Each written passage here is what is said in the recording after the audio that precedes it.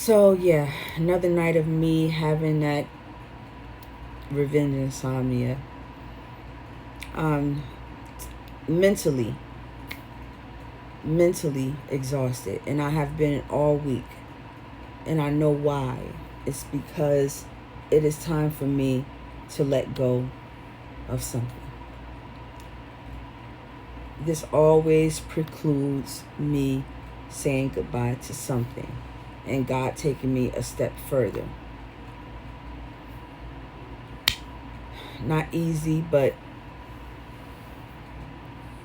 I know what this means. I'm not looking forward to going back to work tomorrow. I'm just not. All week long, I've been struggling with insomnia, and I've been sleeping to damn near 2 o'clock in the afternoon, if not 11, 12, and just not really being motivated to do much of anything besides shower until about 2. That's not who I am. That's not who I am. This is because it's time for me to do something different.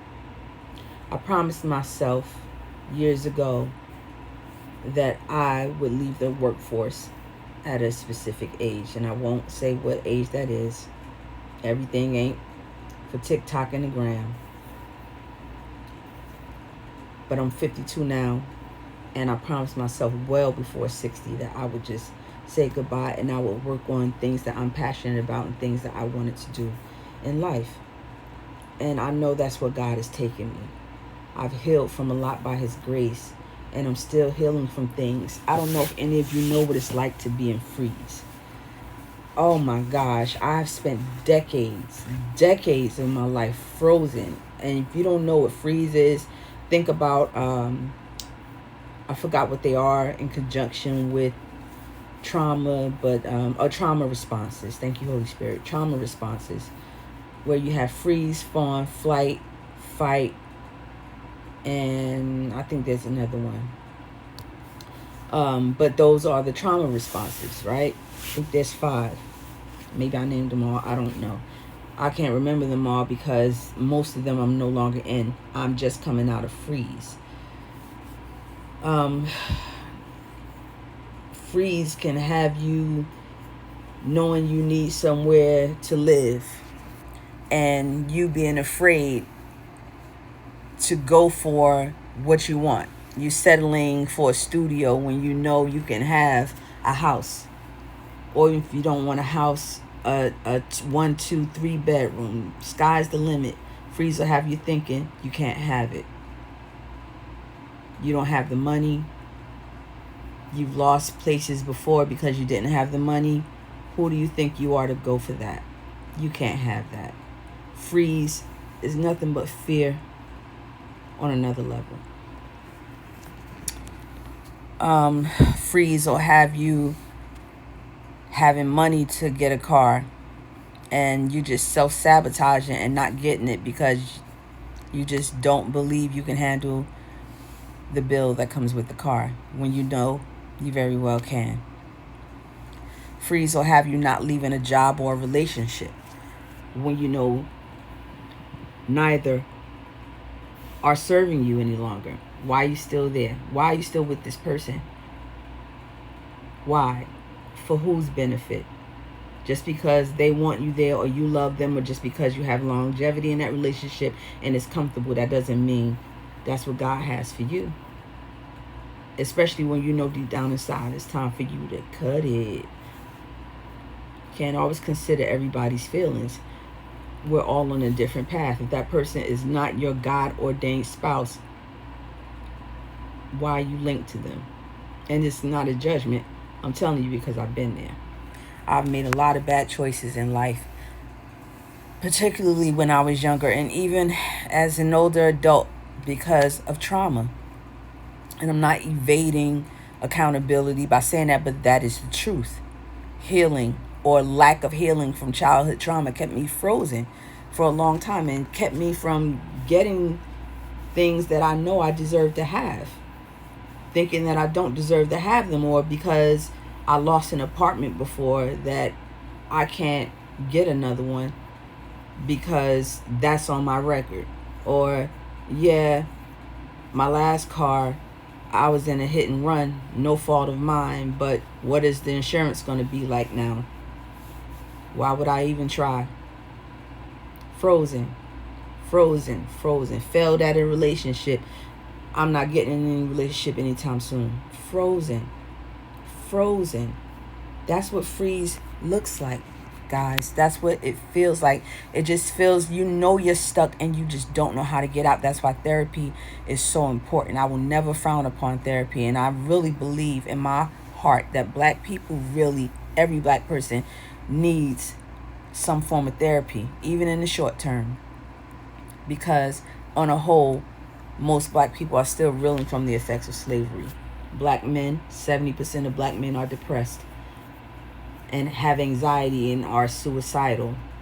And it makes the connection unappealing.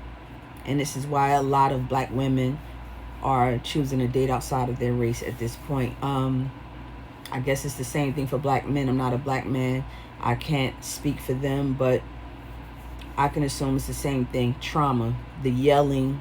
And I'm not saying all black women are like that. Please don't start. But I'm around black people most of the time, and there's this anger that boils beneath the surface, this frustration.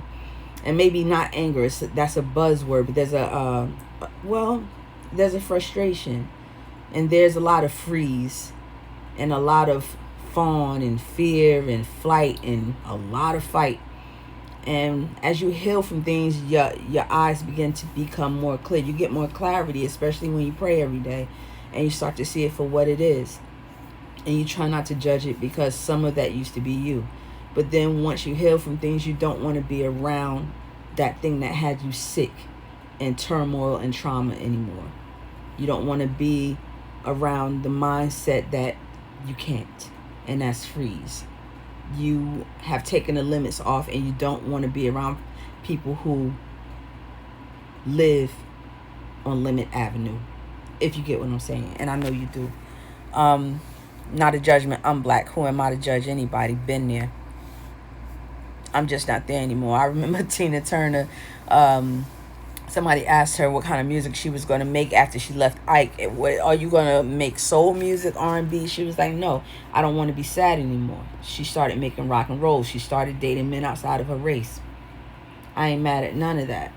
She was trying to disassociate from the trauma of her childhood and of her life and of her upbringing and of her young adulthood, being in an abusive relationship with an older black man who had not healed. And once you begin to heal, just as she did, you start seeing things differently. And this is not to tear anybody black down. I'm black and I wouldn't dare.